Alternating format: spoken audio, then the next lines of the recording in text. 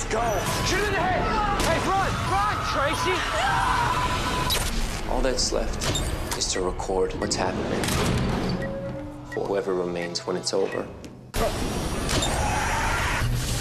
George A. Romero's Diary of the Dead. We have speed. All right, we're on George Romero to talk about Diary of the Dead. Yes. Let's start from the beginning. What is Diary of the Dead all about? Oh boy, The big question. well, it's about it happens on the I've made 4 zombie films before, starting with Night of the Living Dead, which was this little phenomenon. The dead stopped staying dead, and I made 4 films that trace the history this way. And this starts on the very first night again. It sort of goes back to the very first night when the dead first begin to walk. And it's about a group of college students that are out shooting a school project, film project. They're film students. And they begin to shoot what's happening around them, and it's all subjective camera, and it's a document that they make of what happens to them over the first 3 days and nights of this phenomenon. I see. Now, when you say subjective camera, what actually do you mean by that? It means that everything was shot by the kids. The kids are shooting. Documentary style. Documentary style, and everything is done through their lens. They start with one camera, they find a second camera, then they have a camera phone, and that's it. It's only those 3 angles, and there are a few surveillance camera angles that you see. Okay. But it's all absolutely documented that way. Now, your films are often noted for their social commentary. What kind of social commentary do you think is in this? The commentary I was trying to make is that we're becoming victims of this media society, not mainstream media.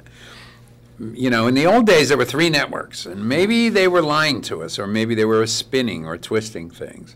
Now, everybody's a reporter. You know, it's blogs. There's, you know, everybody's shooting for, you know, anything that happens, and the whole world is a camera.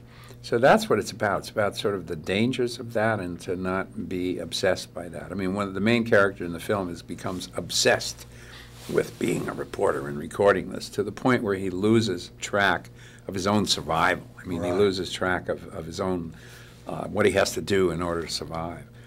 And so that's really what the message is. It's like we shouldn't live in this media culture. We should live in the real world. But now, is there any thought of a sequel to this already? there is a lot of talk about a sequel already. Yeah. Cool. Because we did this film on a very low budget, and so it's already, even before it opens in theaters, it's already been successful just based on people that have bought it for different parts of the world. So there's a lot of talk about it, and we'll see. You never know, but it looks right now like there is probably going to be a sequel, and I have a lot more to say about this subject. And I like the surviving characters, so I would probably, for the first time, make it a direct sequel, a real continuation of the same story. Same character. So is it also going to be filmed with subjective camera? I don't know that. Okay. Do you have any ideas of a title? I can't answer. I'm theoretically still on strike as a writer. So I can't tell you this yet. And I don't know. I honestly don't know whether to continue it or whether it would be almost more interesting to sort of step back and see these same guys from a different perspective. I just don't know. I have not cracked that one yet. Okay. Well, unfortunately, we're out of time. No, I'm sorry. Yeah, me too. But it's an honor to meet you. And Thank we love you very your much. movies Thanks. very much. My pleasure. Great talking to you. Great talking to you too. These things are, you know. Man, 4 minutes. We don't even get to meet. Not it's really. like, you know, hey, who are you?